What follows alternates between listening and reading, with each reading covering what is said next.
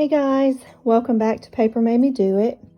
What I have here today is my current collection of Lamy Fountain Pens, and what I thought we could do is just look at them together, go over some of their features, chat about them a bit. I'm actually going to ink up 2 of them and do some writing samples, and there will also be a giveaway at the end of this video. So if that's something you're interested in, please stay tuned to the end. And let's get started. Okay, these 2 fountain pens are 2 that I received as gifts this Christmas from my parents. They are both Lamy. You can see the brand on the tail end of the pen, and these are the 2 that I'm going to be inking up. So this first one is the charcoal colorway. So you can see, do I have a black? All of my black fountain pens are in another holder right now. Let me just take a black. So you can see true black compared to the body of this pen. Even though it's quite dark, it's not solid black. It's a charcoal. And this one runs at about the $30 price point. Now, depending on where you shop, most of the Lamy Safari, which is like the plastic body pens, can run anywhere from $21 US on the Amazon market to approximately the $30 mark at a private pen shop. I say private, at a dedicated pen store like Goulet Pens, for example, which happens to be where both of these 2 were purchased from. So you can see that this charcoal has a black clip compared to these that have silver.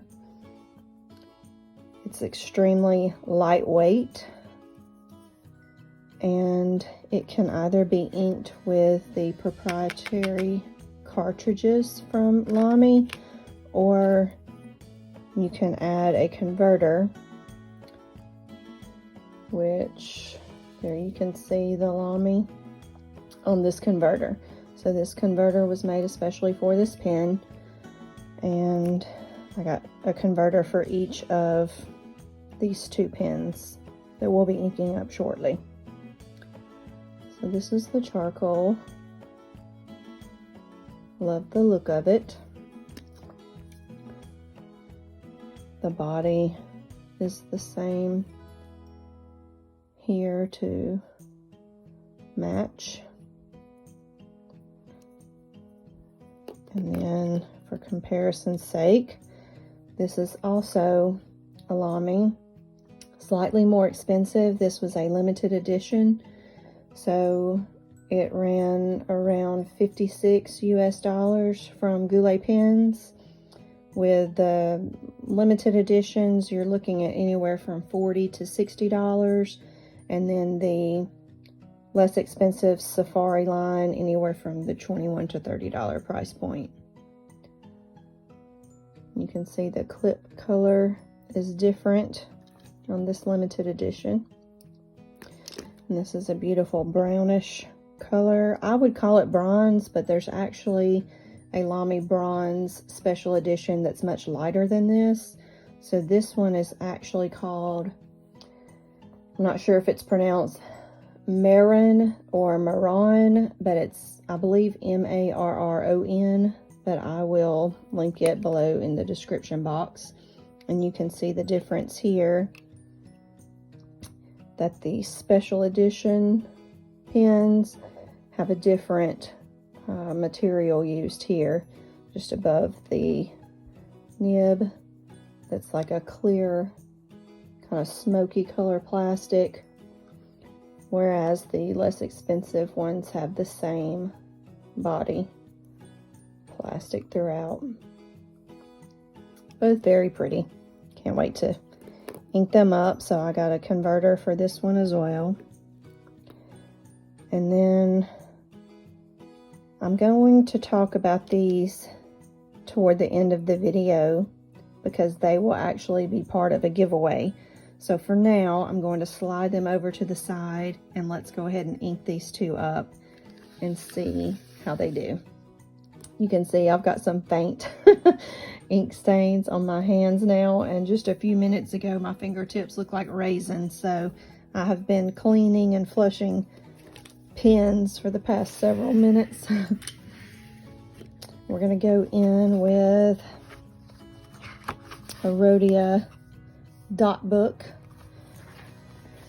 dot grid paper that takes to fountain pen ink very well. And since I have the converters for both of these, we're going to ink them up with some bottled ink. So we will start with the charcoal. And I have several other pens currently inked with Noodler's Black, which is a bulletproof black ink, waterproof and archival.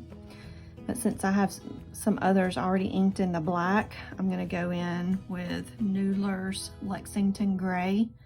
For this pen, I thought the gray would look nice with the charcoal. And the Lexington Gray, if I'm not mistaken, it's also a waterproof. I know it is waterproof. I'm assuming it's also bulletproof ink from Noodler's. So that has to do with not only the waterproof characteristics, but also the light fastness of the ink. So these little Lamy converters are piston fillers. Make sure I'm in frame. We're just gonna go down. Well, before I go down, I'm gonna go ahead, make sure the piston is seated all the way at the bottom. Okay, now we're gonna go down. Draw it all the way up.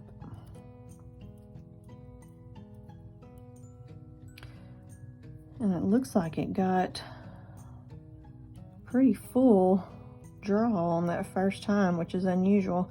I'm going to bring it all the way down and draw it up again just in case. Make sure we're getting as much ink as possible and not a lot of air bubbles. And there again, it looks like the ink is just right up at the top. I'm just going to take a Kleenex.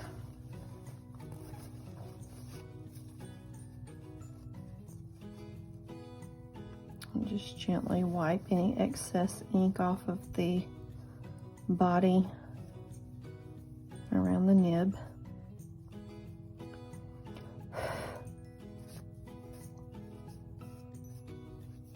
Okay. Let's close up our ink. And we're just going to reassemble the pen. You can see there's a rubber gasket here, and the cap just presses closed. There's no twist required to seal this pen, and there's a little click there too, if you can hear that. So to let this ink soak down through the feed, I'm just going to prop it nearby in a vertical position and give it just a minute. And we'll go ahead and ink up this one with, I've chosen this Shioro. I don't know if I'm pronouncing that properly, but this is a Pilot Iroshizuku ink. These work extremely well. And they're packaged beautifully. This is kind of a shade of green that reminds me of, like, I don't know, pine trees or something. It's one of my more recent ink purchases that I really like. So we're gonna put the piston all the way down. And one thing to note compared to one of the standard Safari nibs is the nib on a special edition pen. Let's see how it's a little more jazzed up, so to speak. Very cool looking. Let's go down into this zero.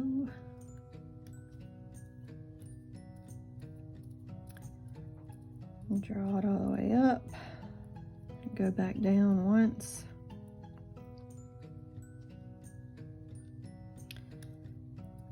Draw it back up again. Okay, it looks like we got a good feel.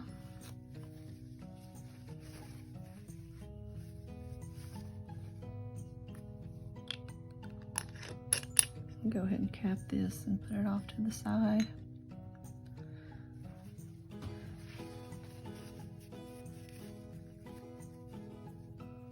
And the Pilot inks, as satisfying as they flow and as pretty as they are, as far as I'm aware, they are not waterproof or archival.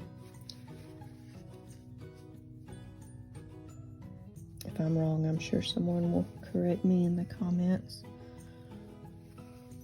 Okay, so we've got both of these inked up. Ooh, let's put the pen back together first. And then recap. And I'm gonna do the same thing and let this just sit in a vertical position for just a couple of minutes. That usually alleviates the chance of having like a hard start or skips, just making sure that the ink has seeped all the way down through the feed before you actually start writing. So while we wait just a minute or so for that, I will talk about these others. They're all Lamys, obviously. They have the characteristic look. This is a Safari. It has a yellow body. Let me get a clean tissue. I've just cleaned and flushed all of these. So this one has a yellow body. It accepts the cartridges as well as the converters if you were to purchase a separate converter for it, like the ones I just used. This would run at somewhere around the $21 price point, US dollars, on Amazon, up to, you know, maybe $30 at other retailers.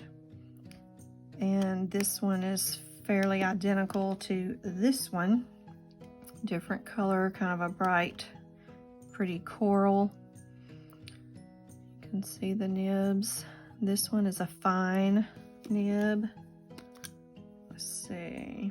These are both fine nibs. The yellow and the pinky coral. Extremely lightweight.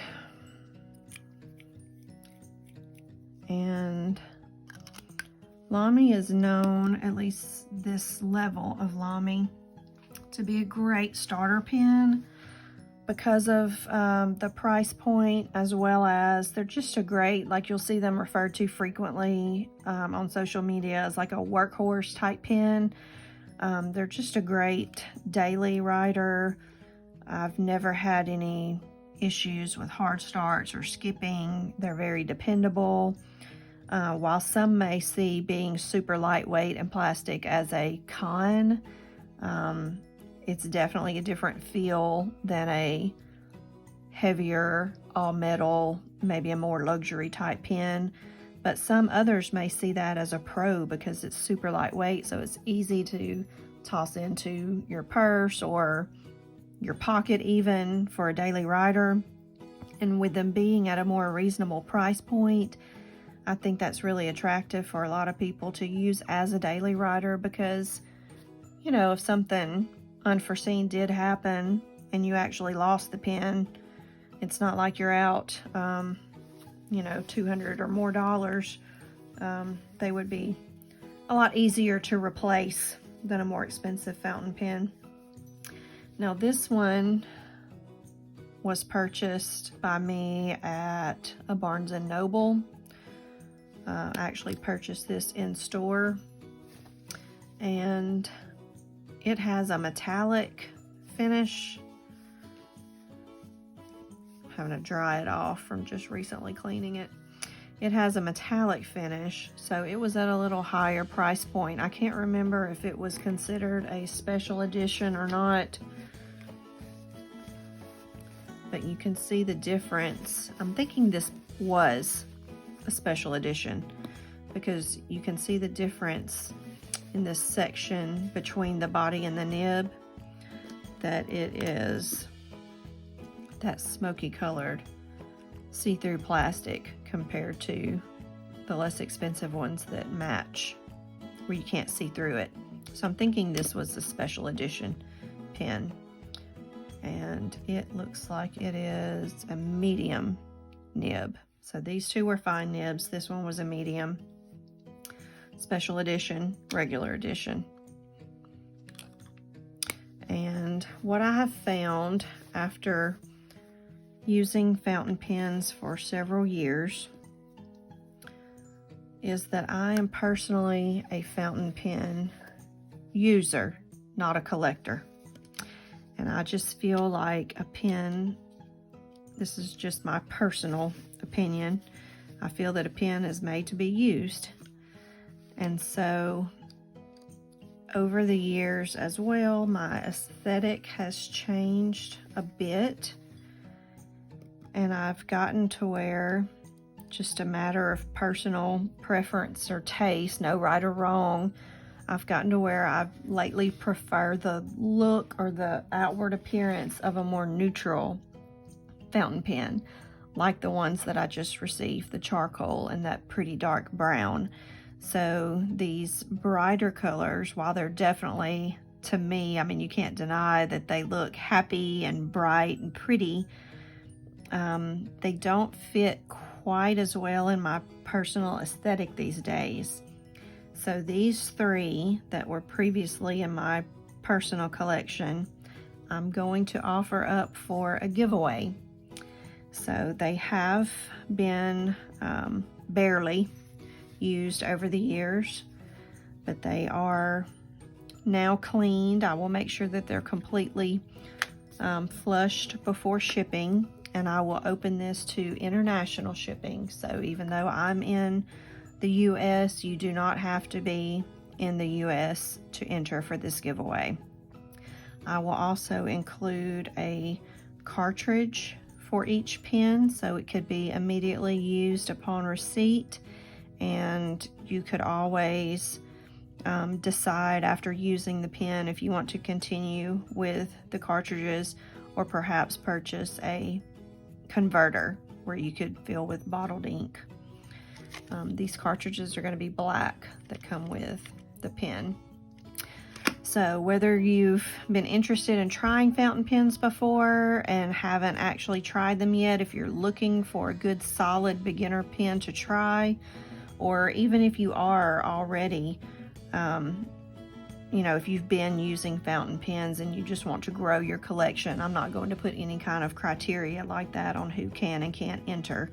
So I think these will be a nice addition to someone's collection. And the main thing for me is I think I will just be happy knowing that they will be going to someone who will actually use them. I mentioned earlier I'm a user and not a collector, and because my personal aesthetic has changed a bit, I just feel like I would end up leaving these sitting in my desk somewhere in storage, and I would rather see them used. So be sure to look in the description box for the rules for the giveaway. I'll be sure to list them all before I post this video. So these three beautiful bright babies will be going to someone new soon. Good luck to everyone who enters. And hopefully by now we've given these two latest editions time for that ink to sink down. So let's see how they write. This is a fine nib. All of the Lamys do post. Let's see. Oh yeah, immediately writing.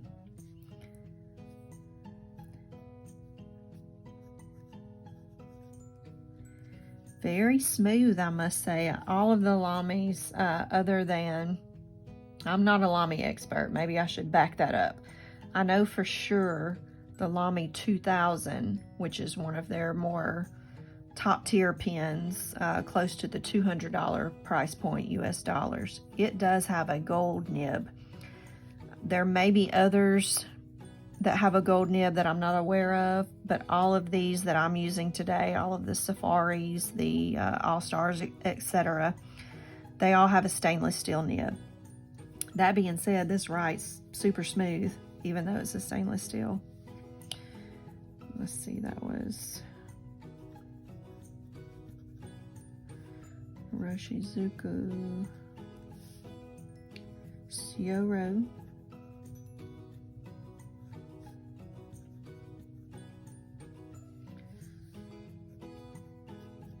Very smooth.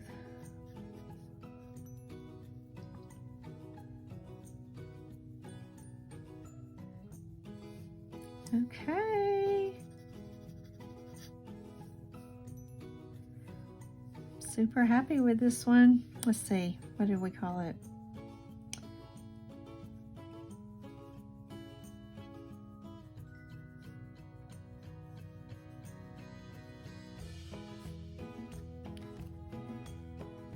Maybe off frame.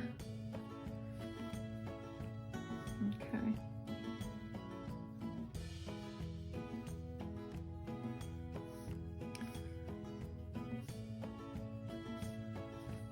Okay, no complaints. This one's pretty and writing very well. Let's check out the charcoal counterpoint.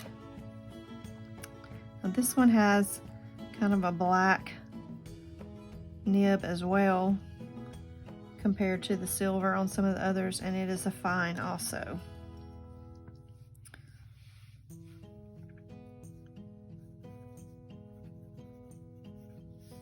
Writing equally smooth.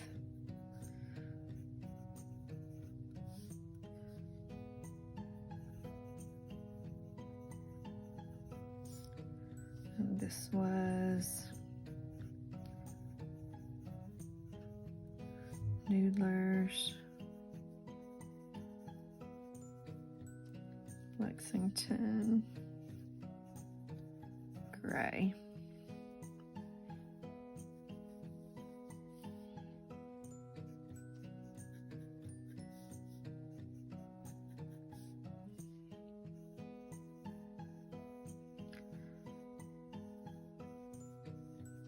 I don't think there's any chance of these skipping. They're nice and wet, but not too wet.